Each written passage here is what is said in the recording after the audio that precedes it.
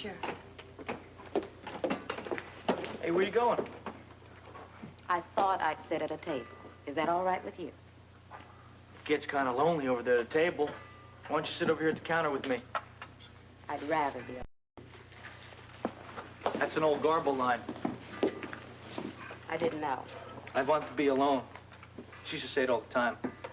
Obviously, Miss Garble and I have a lot in common. I didn't know you were such a loner. I mean, you're usually with that boyfriend of yours. Where is he anyway? Chasing Luke around town with the rest of the posse? He's at the sports center. Yeah. I should have figured that. I don't remember giving you permission to sit, Scotty. I think you will when you hear what I have to say. I don't think anything you would have to say would interest me. Well, it might be kind of an interest to your boyfriend. Right? That's the one. You know, he's been so busy blowing up basketballs at the sports center that I haven't had a chance to talk to him. Well, that's what Mr. Bell invented the telephone for. Yeah, but I'd rather talk to you. That way you can relay the message to him and he won't feel so much pressure to make a fast decision. About what?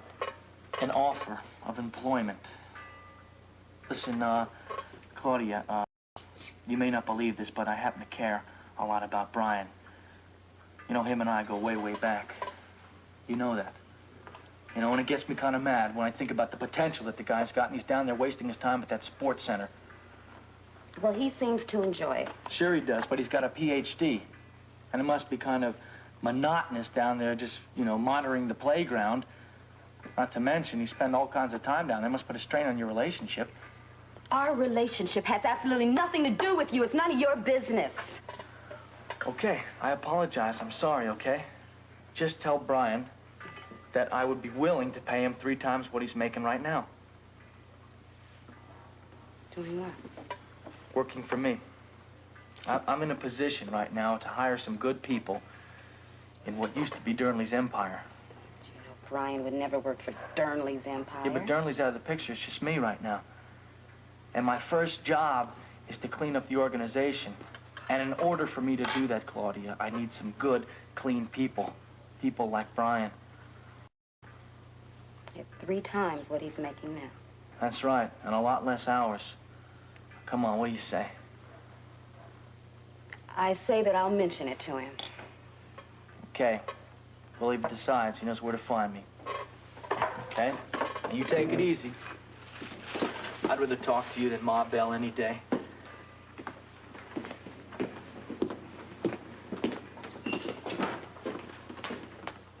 Alone today? Claudia? Oh, honey, I'm sorry. Any news on Luke? They're still looking for him. The search at the hospital didn't turn up anything. An APB?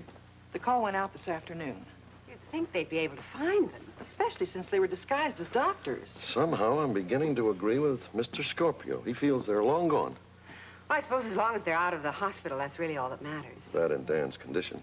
What's the latest on him? Well, Dr. Dante's with him now. Go up and check him. Call down if there's any news, will you? Yes, of course. Steve. Yeah. Thought you might want to know Ramsey's called off the search of the hospital. Yeah, they're pretty well convinced I managed to get out of there undetected. Any idea of where they are? Well, they're continuing the door-to-door search of the area. What about the guards outside ICU? Well, Dan's got to be protected. They'll remain there. All right. Thank you, gentlemen. And with great pleasure, I turn the whole thing over to you. Excuse me, Dr. Hardy. Have you seen Rick Weber? I have an emergency phone call for him. He's somewhere in the hospital, haven't they? Oh, no need. Here he is now. Dr. Weber, I have an emergency phone call for you, long distance. Oh, thank you, George. Hello, Dr. Weber here.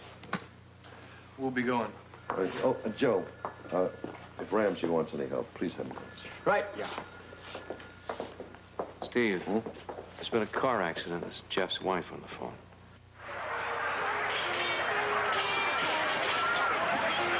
All right, choose one.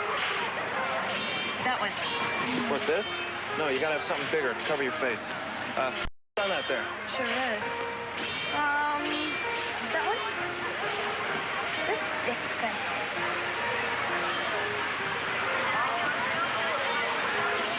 What's the matter, big? Too big. Too small. That shoe, it's got you written all over it. Let me see. How about this? Hey, like this? No, and no. These are the jokes. Let me see that cowboy hat right there. This one? Yeah. 7 1/4. 7 1/4, that's me. What do you think? Howdy. Howdy. We'll take them. How much? $5 each. Got it. Thanks. Thank you. They're gonna find us here. Yeah. Here. Try those on, darling. Did you see them? No, don't act so guilty. Rick, Suspect a thing is good. can't we just find a nice place to sit and, wait until it gets dark? Yeah. Over in there somewhere.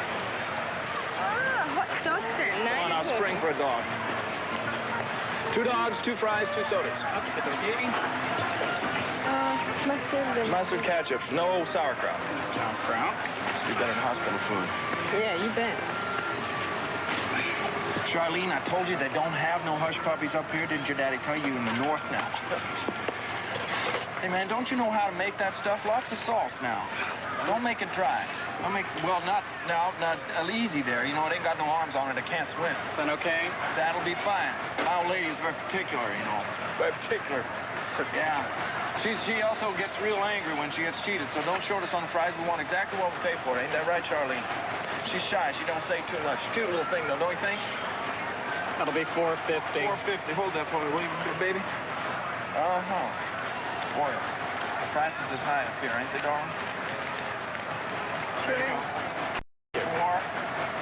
And we're gonna go find us a nice huge thing. Oh, thank you. Nice shady spot to sit down over there. Have a fine time. Come on, eat. I'm not hungry anymore. Did you see the way that dog was looking at you? Forget him. I could, but unfortunately, he's coming over this way. All right, Charlene, you just let me do the talking. You talk too good. You mean posh like? Posh like.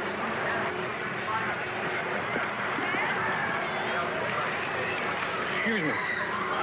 Could I have a word with you a moment?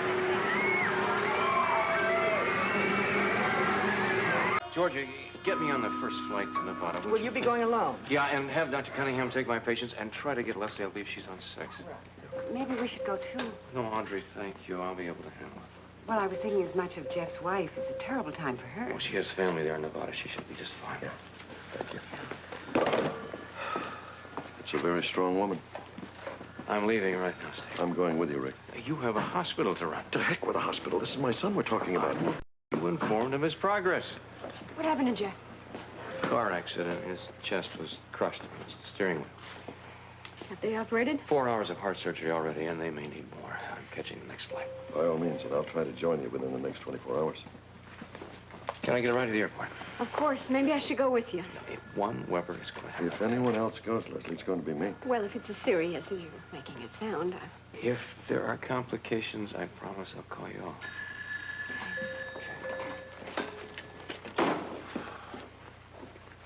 Okay.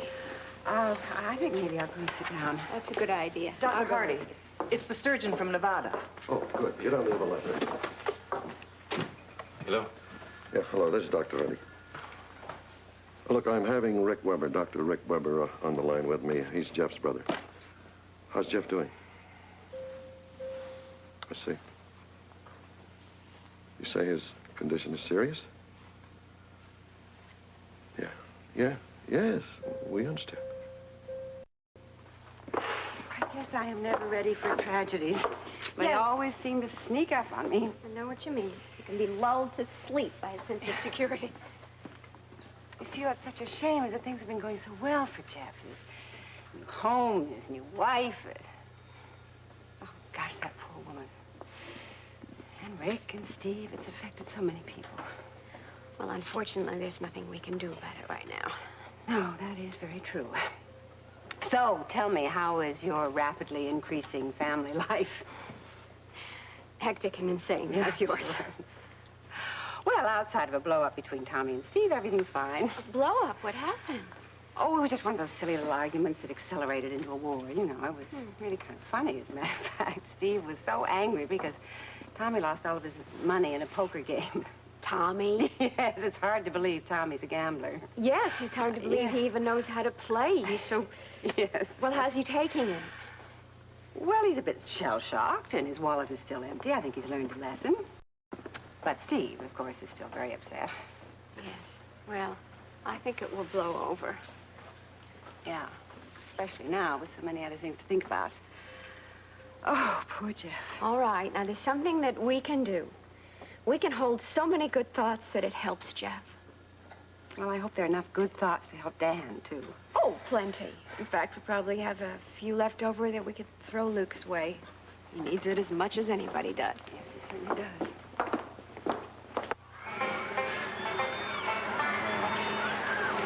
So, where you folks from? You know, the minute I heard that accent, I knew you were somewhere down below the Mason-Dixon line. Yeah? Huh? Now, you know, I picked that accent right out of the line over there. Food line? So anyway, whereabouts down south are you from? Huh? Deep. Down Gulf side. You know, somehow or another, I figured that you had kind of a Tennessee accent. Spend some time there. Oh, yeah? Well, you having yourself a time? Great time. Love the roller coaster. I'll tell you something. That thing right there will scare the tail off of a jackrabbit. You know that? That's all. Listen to him scream over there, huh? Nothing but screaming here all day long. You know? All day long. I'll tell you something else. I bet you done yourself a little hollering, didn't you? Lady? She hollered so much she lost her voice. Can't say anything. I'll tell you something. That happens all the time around here. Attention duty officers, attention duty officers. Port Charles PD report just came in. Wanted, Caucasian male, approximately 6 feet tall, blonde hair. Last seen dressed as a doctor and accompanied by a woman with an English accent. Man's name is Luke Spencer, will probably be using an alias. He is wanted for assault and attempted murder. Could be armed and is considered extremely dangerous. Damn, that's a hot one, huh? Now, what would you think that a murderer would be doing in an amusement park, huh? Oh, no. Well, I better get back on my beat. Look, you have yourself a good time here. Yeah. It's a pleasure talking with you. Yeah. Bye-bye now. I'll come back now here.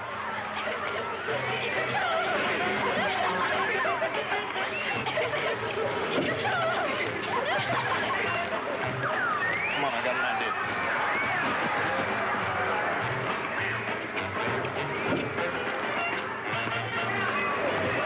Cigars in our mouth and be poker pros, huh? Yeah. Now, want any cards? Yeah, give me 2 cards. 2 for me. Thank y'all. Let's see. I'll see that nickel and raise your dime. Boy, you are a merciless kid. You know that? Okay, I got 1 dime left. I put it in. There we go. In or out? Okay, I'm out. Let's see, what do you have? Pay to see. Boy, you're getting a pro at this, you know that? Come on, here's your money. Take your money. Show me what you got. Oh, man. You're getting good. You are getting good. So I see.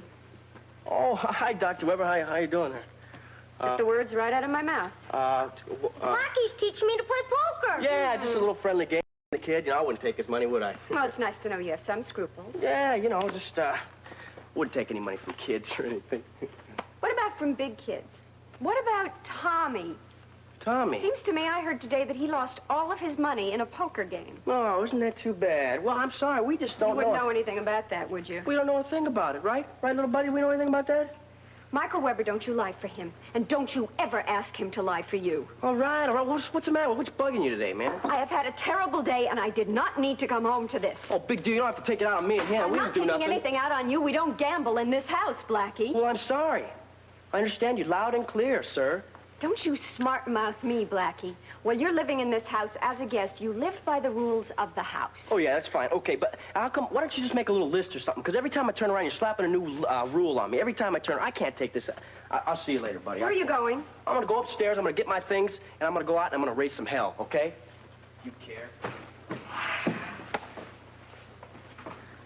Blackie didn't mean it.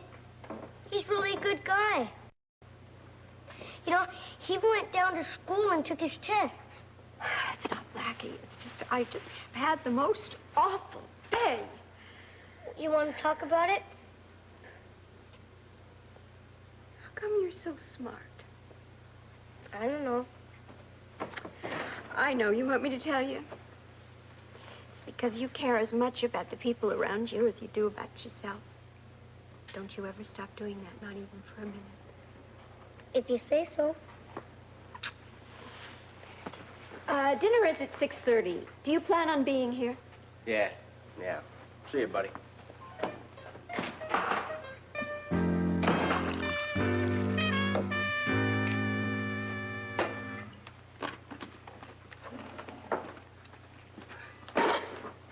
They've showed up before, they'll show up again. All right, you tell me where. Now, the hospital, that made sense, because that's where Dan is. Where next? The yacht. He's not that stupid. I'd just like to know how he got out of the hospital. I would say at a dead gallop. What happened? Did you find him? Did he get away? I told you to wait at the boat. I did all afternoon, thank you, but you never called me, so I got worried. Well, you can keep worrying. They're still on the run. I'm gonna go up and check my phone calls. Ramsey may be trying to call me. Was Holly with him? The story, as I understand it, was that the Corsairs saw them first. They were apparently disguised as doctors. I don't understand why Luke didn't come to us. Well, my guess is that he probably knows that Ramsey is watching all his friends. Excuse me. Anyone seen Blackie Parrish? Oh, he's over at the university taking some tests. Oh, I know. I was with him, but he left early before I could talk to him. How early? Before I was done with mine. Before anybody was done. He was the first one to go. I don't think I like the sound of this. Guess I'll check over at the sports center. All right, I'm coming. Hello, good people. Hi, guys. How you? All right, well, you sit down. Just sit down here, will you? Okay. Wait until now, you just get it. calm down, and tell me what you're so won't believe excited it. about, will you? Wait a minute. Scotty wants you to work for him. But get this, at 3 times what you're making now. Doing what? Who cares, honey? It's a fortune. What was your answer? Oh, what could I say? He just wanted me to relay the message, kind of. The answer is no. But, baby, we're talking about our future. Enough money to buy all the security we'll ever need. Working for Scotty Baldwin. You don't have to like the man to work for him. That's not the point. The man has absolutely no integrity. At one time, he was a decent human being, but not any longer. But he said he's cleaning up his act. He's been saying that forever. I don't understand. For as long as I've known you, all you've ever wanted to do is succeed. Make something of your life. I consider myself a very successful person.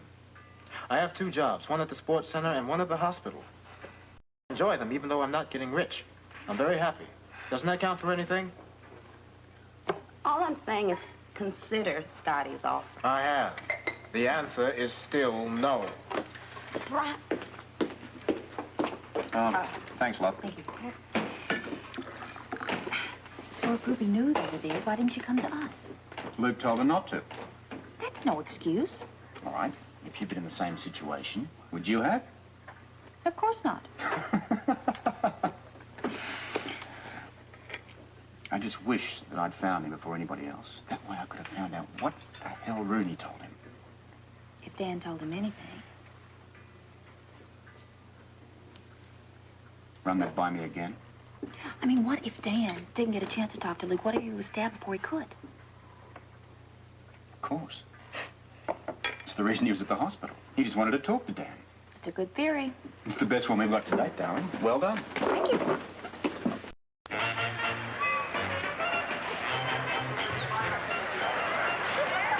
Hold it right there.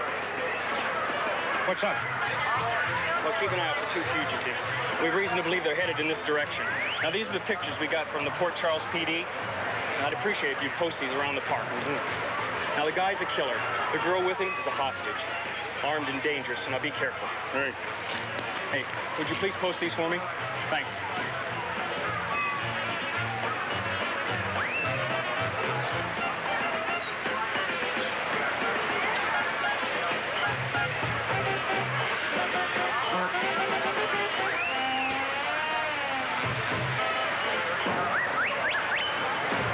On One Life to Live, a shocking discovery leads to the horrible truth. My name's Bo Ralston.